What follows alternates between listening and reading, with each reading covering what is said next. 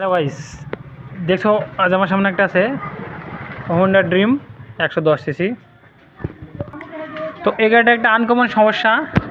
এই সমস্যার যারা পড়েছে তাদের মাথা খারাপ হয়ে গেছে। তো চলো দেখি। তো এই গাড়িটার সমস্যা হচ্ছে, দেখো স্টার্ট নিচ্ছিল না, দিয়ে ক্যাপটা খুলে দেখছি ফ্ল্যাগটা কেটে গেছে। তখন ফ্ল্যাগের ক্যাপটা কী করে বার করা যায়, মানে ফ্ল্যাগের নিচে দাঁড়টা, এটা কিন্তু লং ফ্ল্যাগ, বড় ফ্ল্যাগ দেওয়া আছে।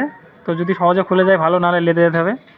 চলো চেষ্টা করি, তারপরে এটা খুলি তারপরে না খুললেও ভিডিওর মাধ্যমে দেখতে পাবা, খুললেও দেখতে পাবা। তো আগে এটা খুলি ফেলি, খোলার পরে যদি স্টার্ট হয় স্টার্ট করে দেখাচ্ছি। আগে খুলি।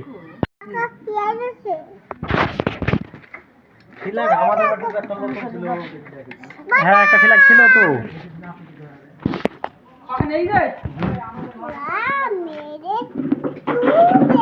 আমাদের দেখা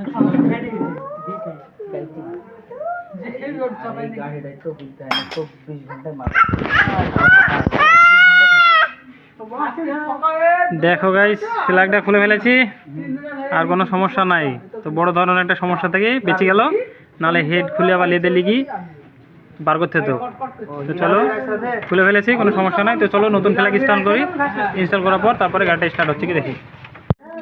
তো গাইস, ফ্ল্যাগটা লাগিয়ে দিলাম। লাগানোর পরে চলো ক্যাপটা লাগাই, কারণ গাড়িটায় অতিরিক্ত লোড পড়ে, ঠিক আছে, মানে বহুত টুকটুকের মতো লোড টানে। তো চলো লাগিয়ে দিলাম, কমপ্লিট। স্টার্ট করি।